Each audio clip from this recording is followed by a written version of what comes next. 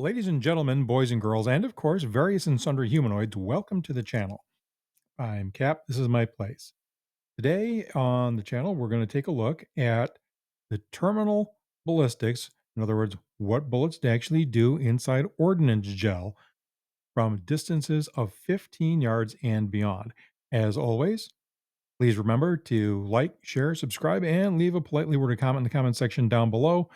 Doing so greatly helps me out by telling YouTube they should share the video with more people. Now, hey, let's get to the video. Hey everyone, welcome to the office. Cap here. As you can see by the title of this month's firearms video, we're looking into what your ammunition, your expanding pistol ammunition, may or may not do at distances beyond 15 yards. So let me give you a little background. If you're working as a firearms instructor, obviously you have to keep up with a lot of different things. So, A, basic marksmanship. B, you've got issues with developments in your state's criminal law as it relates to use of force. Not just the law where it's written by the legislature and it's I'm just a bill and then the executive branch signs it into law, but also you have to be keeping up on the what's called case law, which is the body of information built up by the court system as they apply the penal law. Finally, you also have to keep up with firearms technology and ammunition development. And that's what we're talking about today. So, we had a firearms instructor at my former job who claimed that we should not be shooting handguns from beyond 15 yards. You should be transitioning to your long gun. Hey,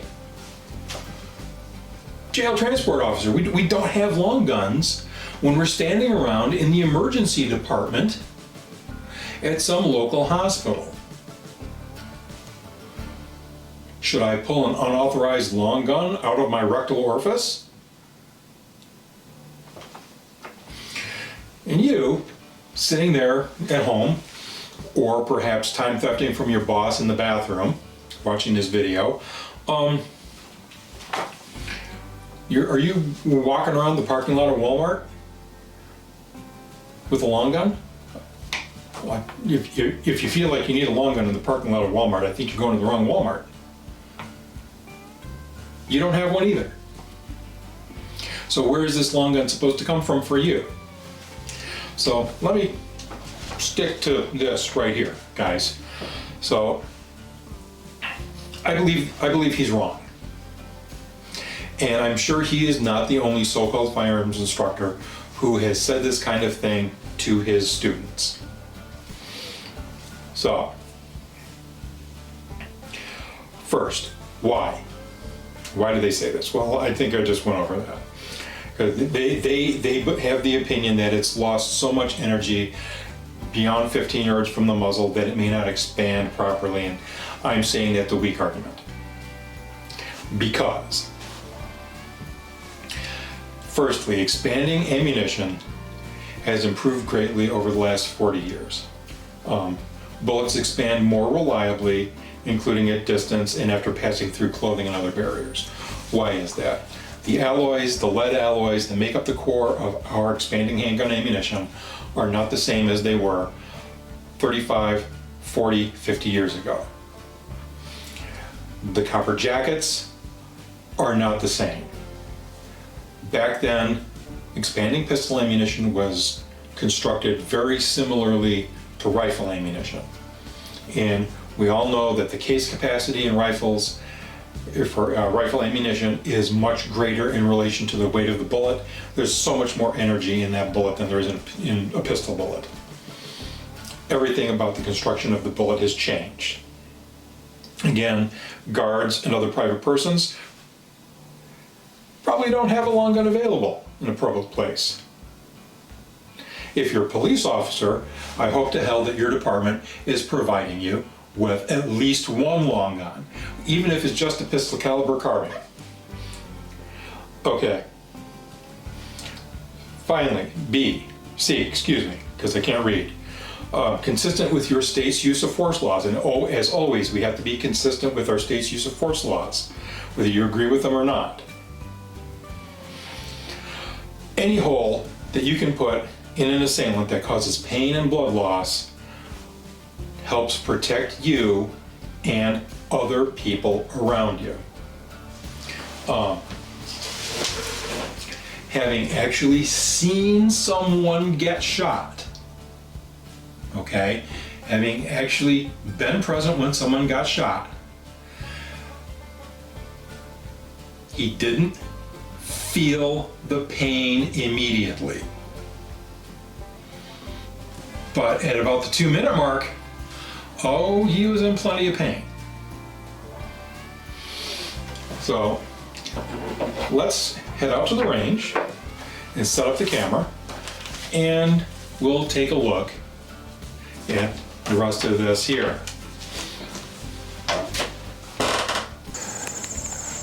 Okay guys, here we are out on the North 40. What we have here is a block of 8-inch by 8-inch by 18-inch ordnance gelatin from Ballistic Dummy Labs.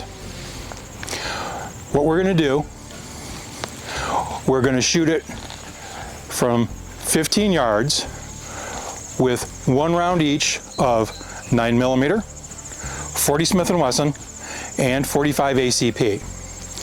We're going to do that by resting on this tripod.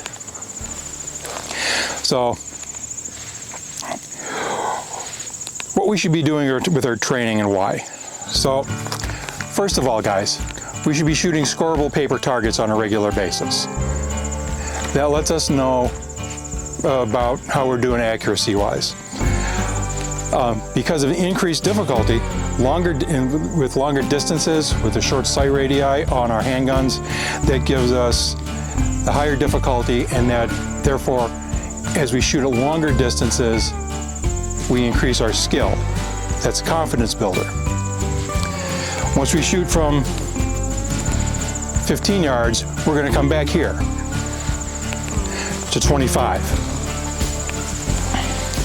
And again, what we're going to do is we're going to shoot 1-round magazines, 1 shot each of, again, 9mm, 40 Smith & Wesson, and 45 ACP. Now, one of the things you need to remember, years ago, Gunsight Academy did a study of approximately 10,000 shootings involving legal civilian shootings and shootings done by police officers. So, skill building, why? Well, when you get that adrenaline in you, when it's a 2-way range all of a sudden, what happens? The size of the group that you shoot at any given distance increases by a factor of at least 4. Well, what does that mean? Well, if you're shooting a 9-inch group at 15 yards, that becomes 36 inches. That's 3 feet. I'm not 3 feet across. So those rounds that where you're missing, where do they end up? The panicked soccer mom who's running away with her 3-year-old over her shoulder, they don't deserve to catch your stray rounds because you have a lack of skill. All right, let's go ahead and take a look at this other page here. Are there reasons to not shoot from beyond 15 yards? Yeah. Again, what did I just say about lack of skill? That's really the prime reason for not shooting from beyond 15 yards. You lack skill and experience because you didn't challenge yourself at the range. Again, like I said about the soccer mom, there's extra space for you, between you and your assailant, for panicked bystanders to run in between you and your target. And finally, you're going to be under a lot of pressure when you're interviewed. And you are going to be interviewed by the authorities. You're going to have to be able to articulate under that pressure, and it's going to be a big deal if you've never been Mirandized. You have to articulate why your actions were both necessary and reasonable. Your actions as the good guy always have to be both necessary and reasonable, no matter how unnecessary and unreasonable your assailant's actions are. So let's go ahead and let's get our first shots fired. All right, the first one we're going to shoot is 9mm. We're going to load one round magazine. We're going to fire, and then we're going to clear the gun. Go ahead and load.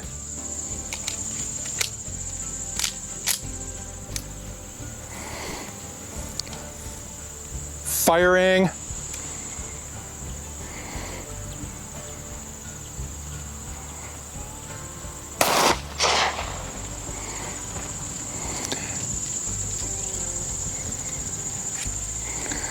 And we're clear.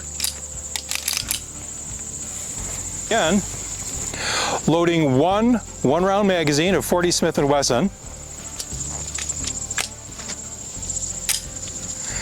And firing when you're ready.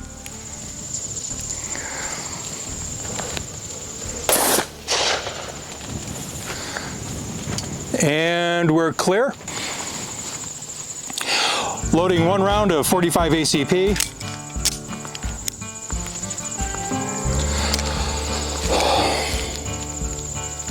Firing.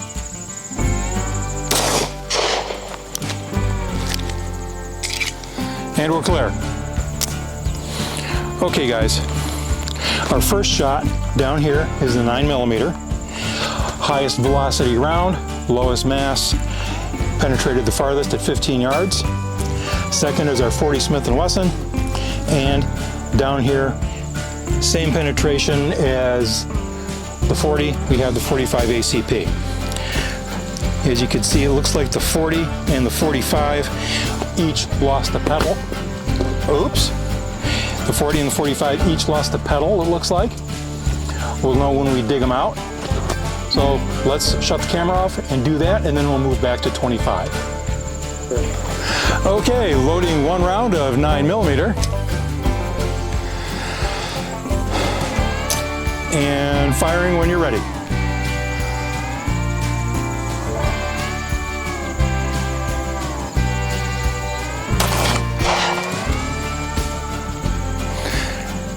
And we're clear.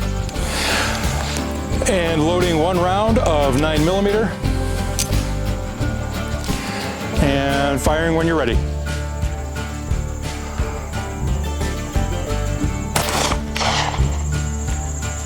Good hit. And we're clear. And loading one round of 40 Smith & Wesson. And firing when you're ready.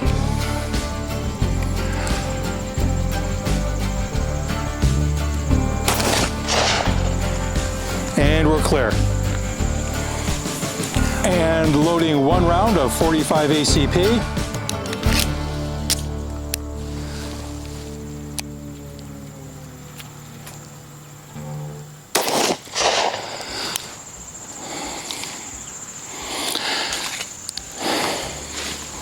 Clear? Clear. Okay guys, this is our results from 25 yards. So we have the 9mm. Below that, from the camera's point of view, we have the 45 ACP, and up here we have the 40. The penetration is about 6 inches worth on all three of them. So we're going to dig those out, and then we're going to head back to the house, get in the office, and we're going to take the calipers to them. We'll see you back there. Okay guys, we're back in the office. First of all, what ammo did we shoot? My friend Brian, who is our guest shooter, he dug some stuff out of his safe. El Dorado Starfire, never heard of them. I don't know if they're a good brand or if they're just cheap stuff, but when we pan down and take a look at this, you'll see how uniformly it expanded. So Eldorado Starfire 9mm, 124 grain, and Eldorado Starfire 40 Smith & Wesson, 155 grain.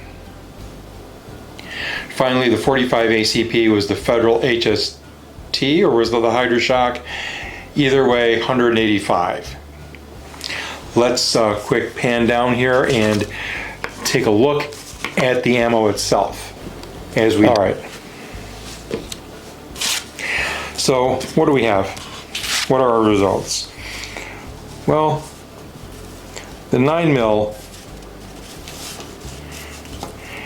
that came out to 16.14 millimeters at 15 yards, and at 25 expanded all the way out to 14.84 millimeters, which is pretty good. And again, I have never heard of this Eldorado Starfire. No idea who they are. The 40 Smith & Wesson, how did that do? Well, it also did pretty well. It expanded to 19.20 millimeters, or if you prefer our Freedom units, 0.7560 at 15 yards, and at 25 yards it expanded to 18.08 millimeters, or 0.7115 in inches. Finally, the 45 ACP, it expanded to 18.87 millimeters at 15 yards, which comes out to 0.7345, and at 25 yards, 18.15 millimeters, or 0.7330. Okay, obvious conclusion, guys. Expanding handgun ammunition, made probably any time after 1985, maybe even earlier than that, is going to expand just fine at distance.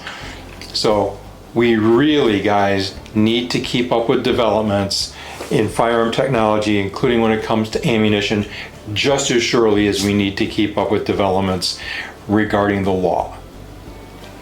Anyway, that's this month's firearms video. Thank you for watching. New video every Wednesday, and of course on a Monday or a Friday as weird stuff pops in my otherwise empty head. We'll see you next week. Bye-bye.